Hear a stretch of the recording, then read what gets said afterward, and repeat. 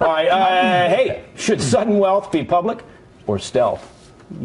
Some states are considering granting anonymity to lottery winners. That means that you wouldn't know who they are because they would be anonymous. Last week, North Carolina, thank you, rejected a proposal to let the newly rich pick up their enormous checks in private. But, the New York Times reports, the issue has come up recently in at least 10 states. A Wisconsin man, Wisconsin being one of those states, he won $41 million in a Powerball jackpot and told the Times the following: I think it's the curse of the lottery, that your name is out there forever. You've always got to keep looking out for a scam. Even after 7 years, every once in a while, I get a suspicious phone call. Poor guy. Did I say he won like $41 million? Did I mention that? But lotto execs say transparency is key to keeping the public interested, with one noting, it's the best way we have of assuring our players that this is my lottery executive. Her name is Alice, by the way. Oh, that way. Honest and fair games. She's British. That anyone has a chance to win. So there you go.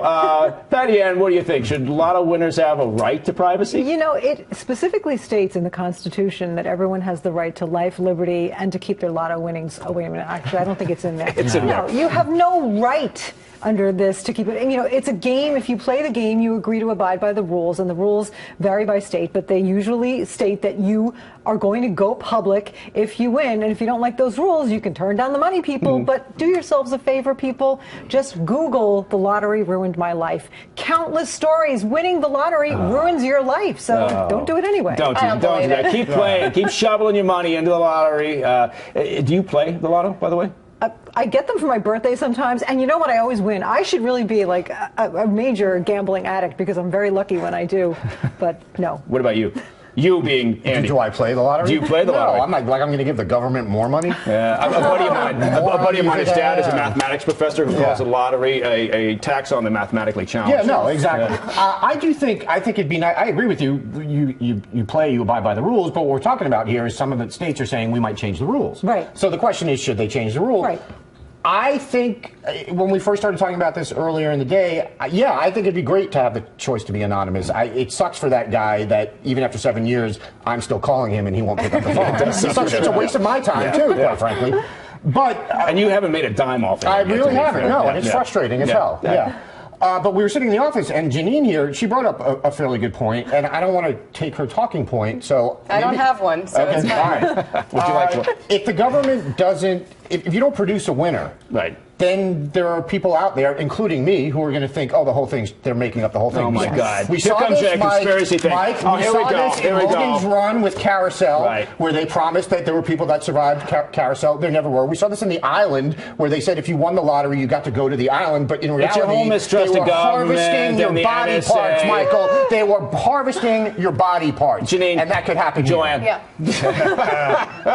I answered anything. Yeah, is it that? And I'm not just rudely moving on from Andy because I disagree with him. I believe that there is a point to the person coming forward. Otherwise, it could be a conspiracy, like Logan's Run, the Carousel, like that island.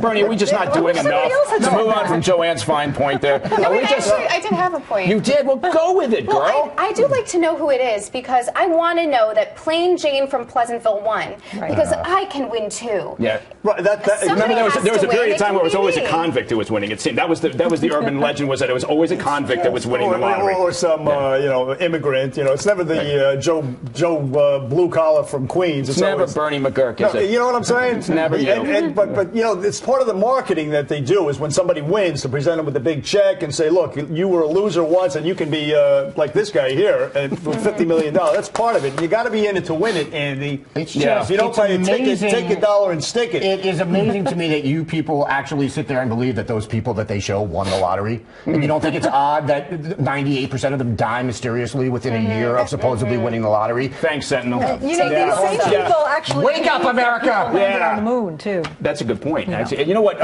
Try this at home as an interesting experiment. At some point when you're hosting a dinner party in your swank digs, buy a lottery ticket for all of your guests and put it on their plate, and that will start a really fascinating conversation about the splitting of those winnings and what's fair and what's not fair. Do you do this often? All the time. We have dinner parties at my home all the time. Sounds thrilling. Yes, it's fantastic.